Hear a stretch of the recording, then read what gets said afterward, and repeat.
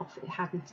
Hello, it's Debbie O'Connor here from Mum's the Boss, and today I'm with Amanda Harris, the founder of the Physio Company.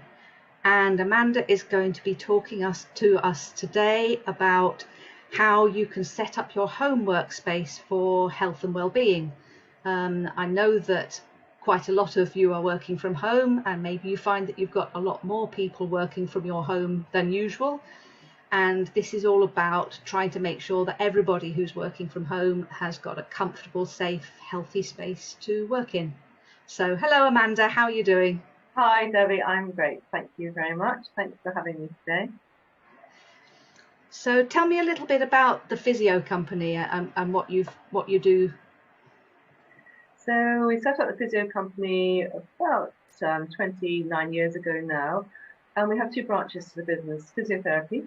So we have clinics based in London and in the Surrey area, and the other part of our business is workstation assessments. And we've over the last couple of years developed the desk test, which is a legally compliant workstation assessment to make sure everyone can sit comfortably without pain. And I expect you're finding that you're having to do a few more of those now that people are working more often from their workspaces. Yes, definitely. We've over the last year, we've seen over 2,000 people, my team and I, people working from home with sort of many musculoskeletal difficulties and just the challenges of working, from home with other members of the family also working from home. And we're very used to doing workstation assessments in the office, but obviously working from home has many more challenges. So it's been a really interesting time, and it's we've had to think quite creatively about helping people, particularly in smaller spaces in home. What sort of things have you discovered that are different from people when they're working from home as compared to working in an office? So the big thing is that actually people aren't moving as much as when they're in the office. So it's kind of interesting because we always thought that office workers was quite a sedentary occupation, but it turns out it's not, because it's the commute, the walking to meetings, the walking to get coffee, the walking to chat with colleagues. And when you're working from home, it's often you're maybe going upstairs to your bedroom to work, or the kitchen table, and hopefully you can take breaks, but people find it much more challenging. So we're seeing quite interesting things in that quite a lot of back and neck pain, which you might imagine. But even in people who are regular runners and are still running, quite often they're getting sort of Achilles pain and other ligament injuries, just because the body's a little bit deconditioned, and so those tendons are not working as well as they used to. We're unfortunately also seeing a little bit of RSI as well, which RSI is my expertise, and I haven't really seen a lot of it for the last 10 years. So that's quite troubling. So what do you think is causing that? I think it's mainly poor desk setup. People are working from laptops, not sort of screen at the right height, and some people are working from the laptop keyboard, which is quite small. And there's quite a big difference in height when you're working from a dining table with a dining chair. There's about a 4 centimeter difference compared to an office chair, office desk. And a lot of people are not knowing it, but sort of shrugging their shoulders up to get to the right height because tables are a little bit higher. So this kind of constant tension up here already sets up quite a lot of issues around the neck and the nerves that come from the neck to the hands. And then with the small keyboards, it sort of affects the other end of the nerve with the hands. So a lot of postural problems and a lot of lack of movement, I think, is the precursor to the RSI type problems. What other sorts of injuries and conditions can you get from not having a comfortable workstation? The biggest one really is pain in the neck and back. And I've seen a lot of workstations where people are not able to sit back in the chair and get the right back support. And the biggest thing really is, again, it's a laptop, that it could be quite simply rectified by putting a laptop on a stand with a separate keyboard and mouse. But a lot of people are hunched over a laptop without the support of the chair and without movement. What about standing desks? Is that something that's a good idea? I've heard some people like to use those.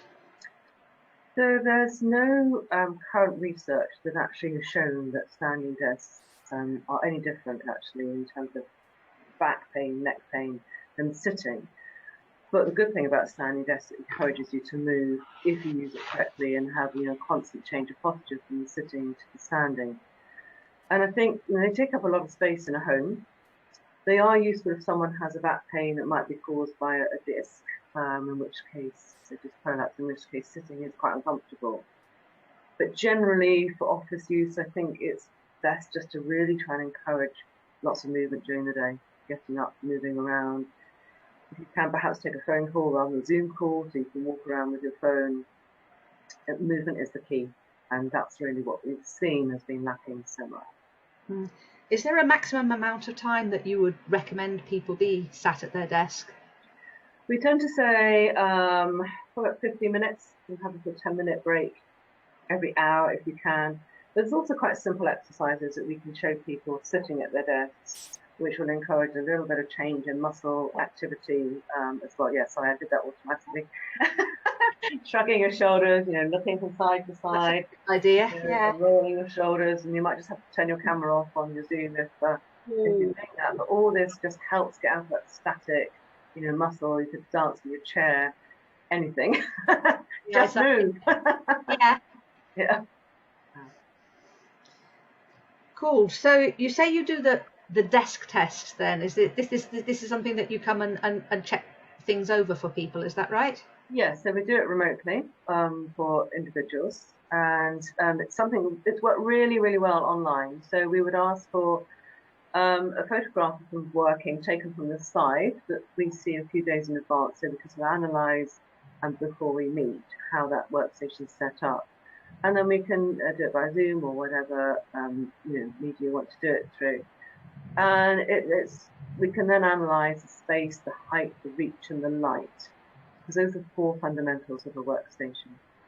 And if we see that any of those factors are not as they should be, we can then make adjustments to the workstation, which will help with people's posture. We can look at any repetitive movements they might be doing, which can lead to RSI type problems. We'll talk about, say, the light, natural light. That's the one great thing about working from home, that we tend to have more natural light compared to an office environment.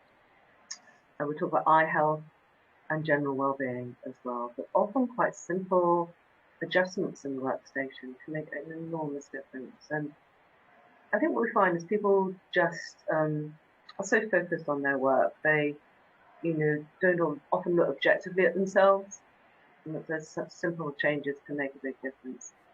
If people do end up needing more specific things, we can advise on equipment as well.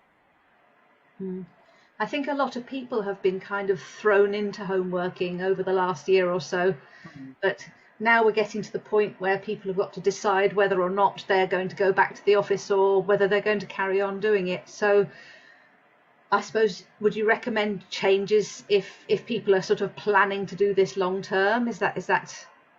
Yes, I think if you can, a designated workspace is really important.